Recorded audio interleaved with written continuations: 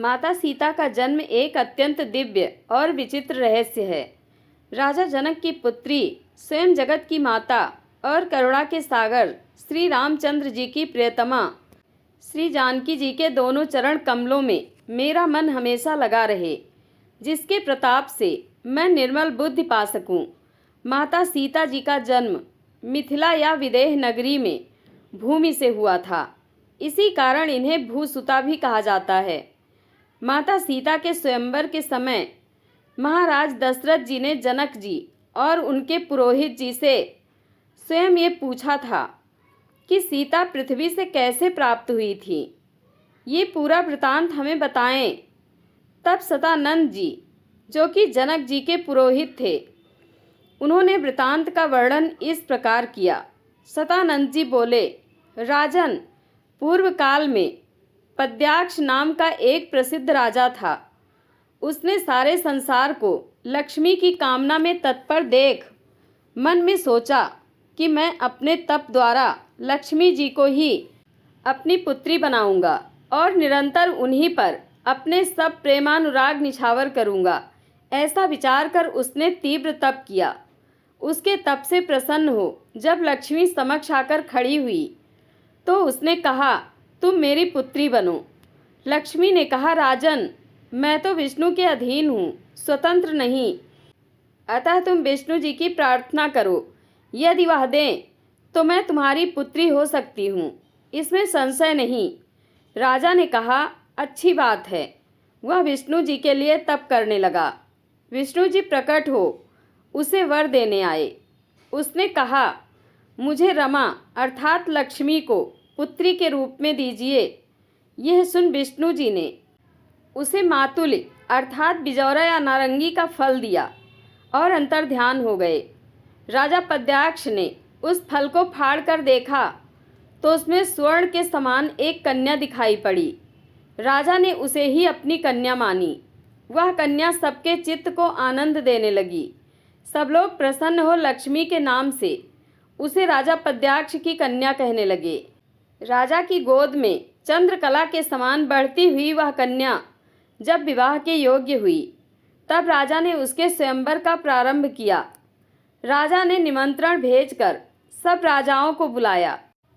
सब राजा पद्याक्ष के यहाँ स्वयंवर में आए।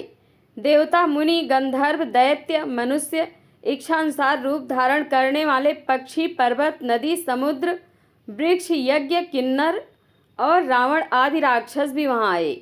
उनको देखकर राजा ने कहा, जो कोई अपने शरीर को नीले आकाश के रंग में रंग लेगा तो उसे मैं अपनी यह पद्य नामक कन्या दूंगा। मेरी यही प्रतिज्ञा है। परंतु ऐसा ना कर सकने के कारण राजाओं ने बलपूर्वक कन्या को हरण करना चाहा। यह देख राजा पद्याक्ष ने उनसे लोमहर्षक अर्थात रोमांचकारी भयानक युद्ध किया। उसके बाणों से पीड़ित हो मनुष्य और देवता लोग भी युद्ध परांगमुख हो गए, किंतु दैत्यों ने भयानक संग्राम कर उसे मार डाला और वह सब मिलकर पद्य को पकड़ने दौड़े। पद्य अग्नि में कूद पड़ी।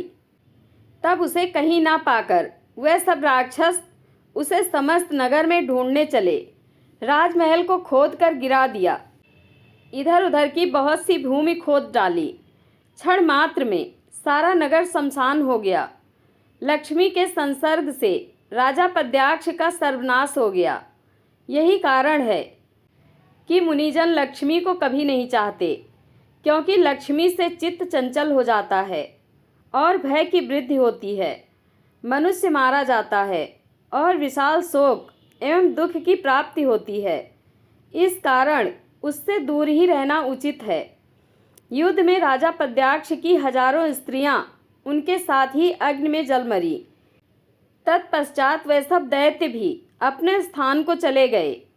कुछ दिनों पश्चात जब वह लक्ष्मी अग्निकुंड से निकलकर बाहर आ बैठी, इतने ही में संसार को जीतने की इच्छा से रावण पुष्पक विमान पर बैठा हुआ आकाश मार्ग से आ निकला। तब सारण, जो रावण का मंत्री था, उसे अग्निकुंड के बाहर देख रावण को दिखलाकर कहने लगा कि पूर्व काल में जिस पद्य के लिए देवता और असुरों को राजा पद्याक्ष के साथ युद्ध करना पड़ा था। यह वही कन्या अग्निकुंड के समीप बैठी है। तब सारण के इस वचन को सुनकर रावण ने ज्यों ही लक्ष्मी की ओर देखा तथा काम से पीड़ित हो रथ से कूद पड़ा और उसे पद्या को पकड़ना चाहा, परंतु इसके पूर्व ही वह पुनः अग्नि में प्रवेश कर गई। यह देख रावण ने कहा, पद्य, तुमने पहले भी अग्नि में प्रवेश कर सब राजाओं और दैत्यों को बड़ा कष्ट दिया है, परंतु आज तो मैंने तेरे निवास स्थान को जान लिया है। अब मैं इस सारे अग्निकुंड को छानकर तुझे प्राप्त करूँगा। ऐसा कहकर रावण ने जल के घड़ों से अग्नि को बुझा दिया और जब राख को उठाकर अपनी संदूक में रखा और विमान पर चढ़ लंका को चला। वहां पहुंचकर संदूक को मंदोदरी के महल में भेज दिया और दिन का अंत होने पर जब रात्रि में वह मंदोदरी सहित महल में विश्राम करने लगा, तब उसने मंदोदरी से कहा, देखो, देवालय में रखे संदूक में ऐसे कुछ रत्न मैं बड़े परिश्रम से तुम्हारे लिए लाया हूँ कि जिन्हें देखकर तुम संतुष्ट हो जाओगी। जाओ, उसे ले आओ। मंदोदरी देव मंदिर में संदूक लेने गई, परंतु वह संदूक उसके उठाए ना उठी और लौटकर रावण से कहा कि वह तो मुझसे उठती ही नहीं है। तब रावण स्वयं उसे उठाने गया, परंतु उससे भी वह पृथ्वी से ना हिली। तब तो रावण आश्चर्यचकित हुआ और उसे भय भी हुआ। तब रावण ने उस संदूक को वहीं खोला। फिर तो सूर्य समान कांतिमान एक कन्या उसे दिखाई पड़ी। उसके तेज से रावण की आंखें चकाचौंध हो गई और उसका तेज हद सा हो गया। उस मनोहर बालिका को देखने के लिए उसके मित्र तथा पुत्र आदि आने लगे। तब रावण ने राजा पद्याक्ष की पूर्व तपस्या सहित उस कन्या की उत्पत्ति और देवता तथा राक्षसों की पराजय आदि वर्णन कर वह सब वृतांत कह सुनाया कि किस प्रकार वह पद्य नामनी कन्या उसे प्राप्त हुई थी। तब वह सब वृतांत सुन मंदोदरी भयभीत हो क्रोधपूर्वक दशानन से बोली, जब तुम यह जानते थे कि यह विध्वंसक कारणी है, तब तुम इस प्रचंडा को लंका में क्यों ले आए? यह दुष्टा तो स्वयं का ही घात करने वाली है, अतः इसको शीघ्र ही वन में छुड़वा दो। जब यह अपने बाल्यकाल से ही इतनी बोझिल है, तो युवा होने पर ना जाने क्या करेगी। मुझे तो ज्ञात होता है कि यह तुम्हारा भी घात करेगी। इसे लंका में एक घड़ी भी ना रखो। रावण ने मंदोदरी की बात को सत्य समझा और मंत्रियों से परामर्श कर दूतों को आज्ञा दी कि इस संदूक को विमान में रखकर आज ही वन में छोड़ आओ। राक्षस उसे विमान में रख आकाश मार्ग से ले चले। मंदोदरी ने कहा, इसे बाहर मत छोड़ना, किंतु पृथ्वी में गाड़ आना, क्योंकि यह तो किसी जितेंद्रिय गृहस्थ स्वामी के ही ग्रह में वृद्धि को प्राप्त करेगी, जो सर्व चराचर में स्वात्मीय व्यवहार करेगा। उसी के ग्रह में यह चिरकाल स्थायी रहेगी। तब मंदोदरी के इस वाक्य को सुन ज्यों ही दूतगण उस संदूक को लेकर चले, त्यों ही वह कन्या बोली, उन सब राक्षसों सहित रावण के वधार्थ मैं फिर लंका में आऊँगी और पुनः तीसरी बार भी यहाँ आकर निकुंभ पुत्र पौंड्रक को तथा 10 सिर वाले उस रावण का वध कर लौट जाऊँगी और पुनः चौथी बार आकर कुंभकर्ण के पुत्र मुल्कासुर का वध करूँगी। तब उसके इस वाक्य को सुन रावण का हृदय जल उठा और वह सब राक्षस भी भयभीत हो मृतक के समान हो गए। रावण ने सोचा, तब इसे मार ही क्यों न डालूं। उसने अपनी पैनी तलवार निकाली और ज्यों ही चाहा कि पद्या को मार डालें, त्यों ही मैदानों की कन्या मंदोदरी ने उसे रोक दिया और कहा कि आयु के शेष रहते हुए तुम आज ही क्यों मरना चाहते हो? ऐसा साहस ना करो, तुम्हारी मृत्यु हो जाएगी, क्योंकि इसका वचन तो मिथ्या ना होगा, भविष्य को देखा जाएगा।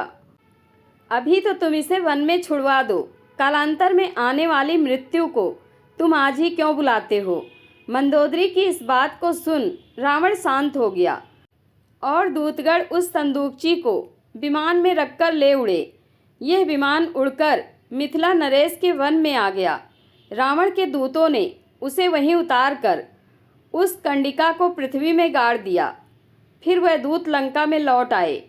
उधर जब सूर्य ग्रहण का पर्व आया तो विदेह राज ने वह भूमि एक ब्राह्मण को दान में दे दी। जब भूमि जोतने का समय आया तब उस ब्राह्मण ने एक शुभ मुहूर्त देखकर उसमें शूद्र द्वारा हल भेजा। शूद्र हल से पृथ्वी जोतने लगा। जोतते जोतते उसके हल के फाल से वह कंडिका अर्थात संदूकची निकल आई। उसे लाकर शूद्र ने उस भूमि के स्वामी को दिया। उसने समझा कि इसमें धन का कोष है। शूद्र ने कहा, महाराज, आप तो बड़े भाग्यशाली हैं।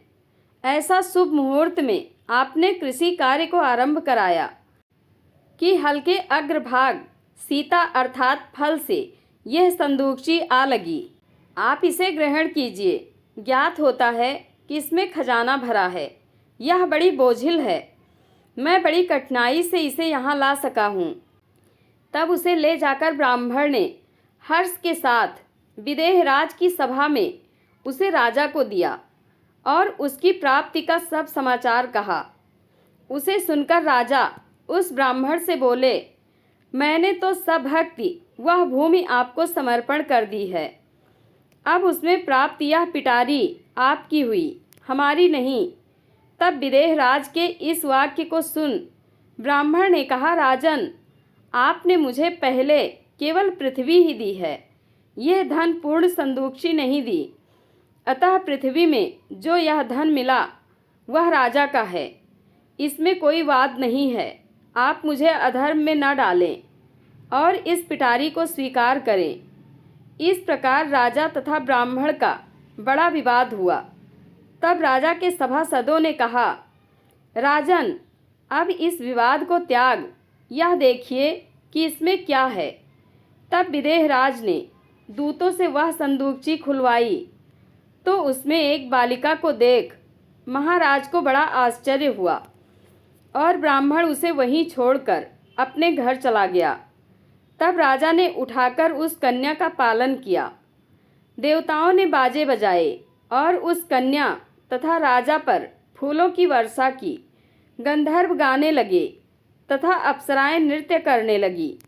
जनक राजा ने प्रसन्न होकर उसे अपनी पुत्री बनाया। ब्राह्मणों ने उसका जात कर्म संस्कार कराया। राजा ने ब्राह्मणों को बहुत सा दान दिया। तब मातुलिंग फल से निकलने के कारण वह कन्या मातुलिंग अग्नि में वास करने से अग्निगर्भा और रत्नों में निवास करने से रत्नावली नाम से संबोधित हुई। धरणी से निकलने के कारण धरणिजा, जनक के द्वारा पालित होने से जानकी, सीता के अग्रभाग से अर्थात फल के अग्रभाग से प्रकट होने के कारण से सीता, और राजा पद्याक्ष की कन्या होने से पद्या भी कही जाने लगी। हे राजन दशरथ, इस प्रकार सीता के कई नाम हैं। नीलवर्ण आकाश के रंग वाले राम ने इस सीता को प्राप्त कर राजा पद्याक्ष की प्रतिज्ञा सफल कर दी। जय श्री सीताराम। धन्यवाद।